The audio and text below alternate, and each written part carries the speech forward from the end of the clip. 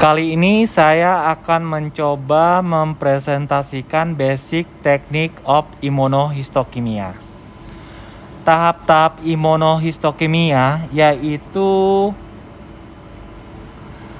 sampel akan di dewexin hydration, akan menghasilkan H2O2 close dengan enzim endogenous peroksidase membentuk antigen retroviral, di mana dengan adanya primary antibody membentuk secondary antibody yang selanjutnya akan dengan penambahan substrates of color akan melapisi, dan selanjutnya akan terbentuk pewarnaan yang akan kita lihat di mikroskop.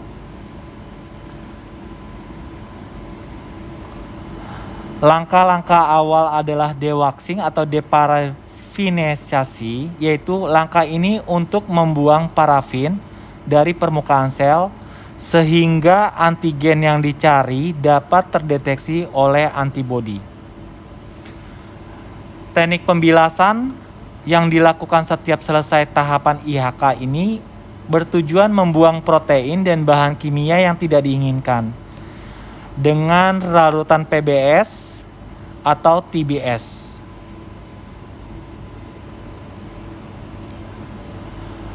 Antigen retrieval yaitu pengenalan antibodi antigen tergantung pada struktur protein, perubahan konformasi protein yang disebabkan oleh fiksasi formalin dapat menutupi epitop, dengan demikian mempengaruhi antigenesitas protein dalam jaringan yang diberi formalin, menurut Montero 2003.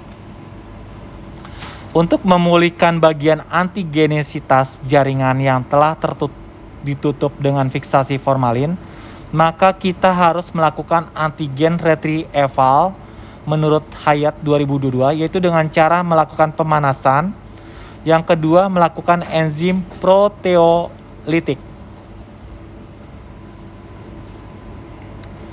Antigen retrieval yaitu metode sederhana di mana memanaskan bagian jaringan dalam larutan buffer untuk meningkatkan sinyal imunohistokimia.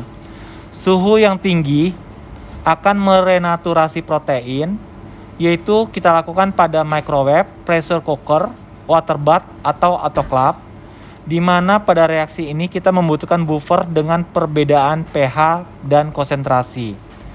Sitrat pada pH 6, EDTA pada pH 8, tris EDTA pada pH 9, tris HCl pada pH 10. Kekurangan dari heat induction epitope retrieval adalah perhatikan selama dan setelah pemanasan, slide tidak boleh kering karena ini akan menghancurkan antigenitas. Pemanasan dengan spesimen yang underfixatif akan merusak detail inti. Jaringan berserat dan lemak cenderung terlepas dalam slide. Untuk reaksinya dapat kita lihat pada gambar slide berikut.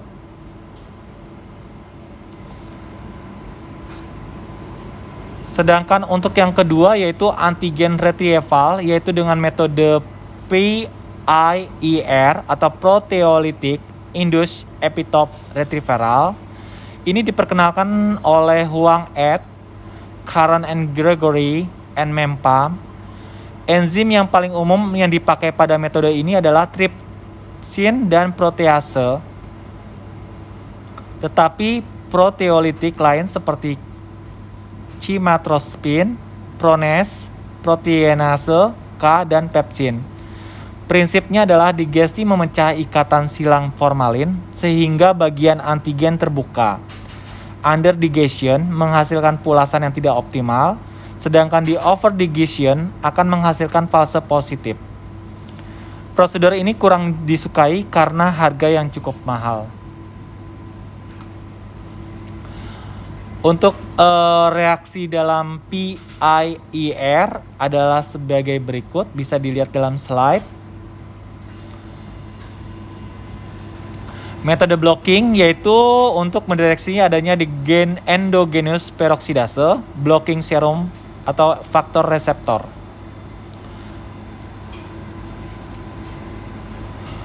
Blocking endogenous peroksidase yaitu jika enzim yang serupa dengan yang digunakan pada label antibodi ada dalam jaringan, maka enzim tersebut akan bereaksi dengan substrat yang digunakan untuk molekulisir reaksi antigen antibodi dan menimbulkan masalah dalam interpretasi. Menghambat aktivitas enzim endogen sebelum pewarnaan dapat menghilangkan reaksi positif palsu. Inkubasi pada hidrogen peroksidase 0,3% selama 10 menit pada suhu kamar. Blocking endogenous peroksidase yaitu pemberian H2O2 akan menetralisir enzim seperti peroksidase dan biotin karena akan mempengaruhi sinyal dari antibodi. Biotin vitamin B yang terdapat di beberapa organ seperti ginjal, hati, limpa dapat menjadi penyebab pewarnaan latar belakang non-spesifik yang tinggi. Sedangkan pada reagen alkalin fosfatase adalah enzim yang banyak pada jaringan seperti hati, tulang, usus, plasenta, dan beberapa tumor dan pada leukosit. Aktivitas endogen alkalin fosfatase diblokir oleh levamisol, asam asetat 20%. Blocking serum reseptor Fc yang ada pada membran sel makrofa, monosit, granulosit, limfosit, dan beberapa sel lain digunakan untuk immunolabeling. Sedangkan untuk memblokir reseptor Fc endogen digunakan serum normal dengan pengenceran 2,5% yang diinkubasi selama 15-30 menit yang berasal dari spesimen untuk memproduksi antibodi sekunder. Antibodi primer. Antibodi primer mengacu kepada antibodi yang bereaksi spesifik kepada antigen yang dicari. Antibodi monoklonal dan poliklonal. Pabrikan yang menyediakan dua format yaitu konsentrat atau ready to use atau RTU. Untuk konsentrasi dataset hanya memberikan informasi kisaran pengenceran yang direkomendasikan.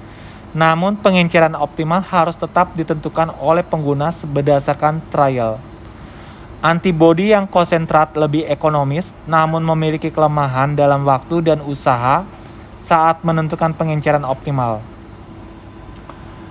Antibodi RTU yang nyaman dan terstandarisasi namun biayanya sedikit lebih besar daripada antibodi konsentrat.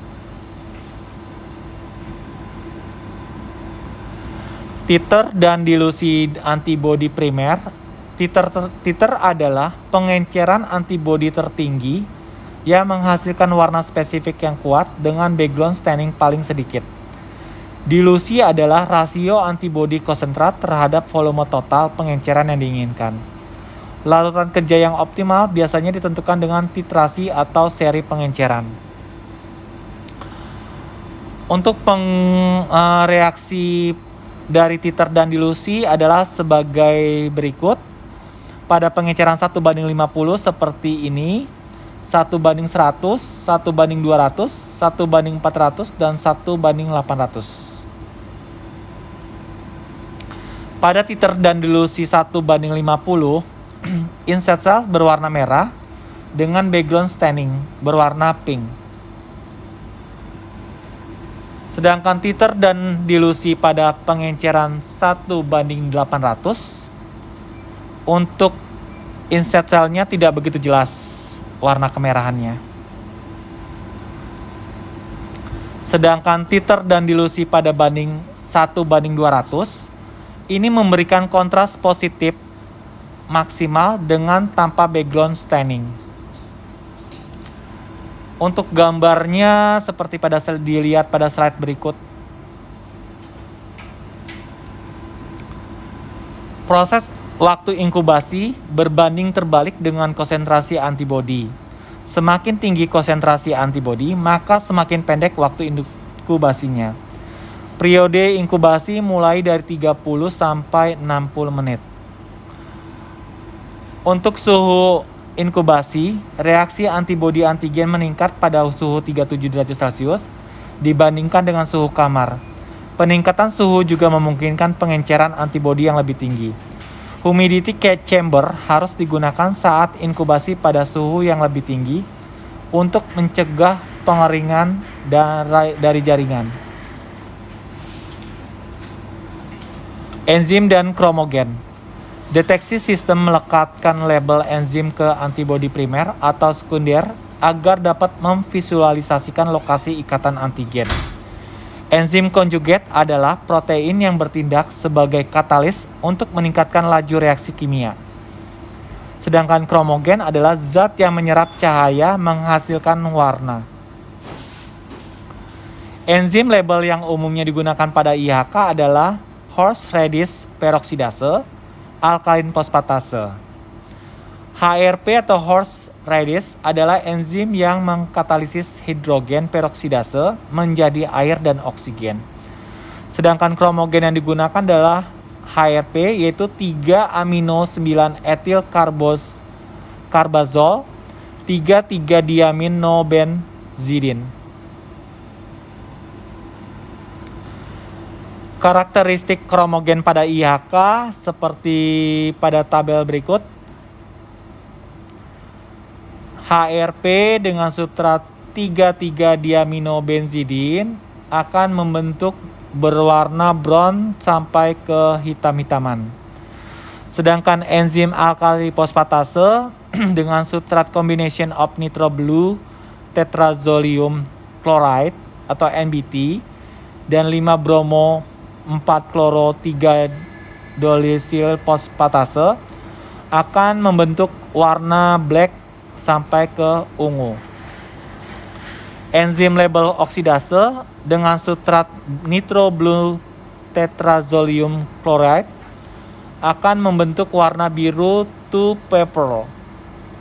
Sedangkan enzim galaktosidase dengan substrat 5-bromo 4-kloro 3-indosil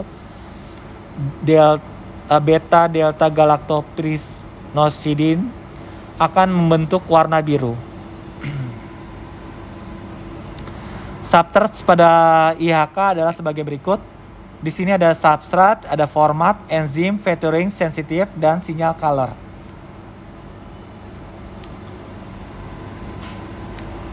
AEC dioksidasi oleh HRP menghasilkan produk warna merah terang. Produk reaksi ini tidak stabil dan bisa memudar seiring berjalannya waktu. HEC larut dalam alkohol. Slide yang terpulas harus memperhitungkan penggunaan counterstain non-alkoholik hematosilin. Slide AEC harus menggunakan mounting medium berbasis air. Untuk DAB dioksidasi oleh HRP menghasilkan produk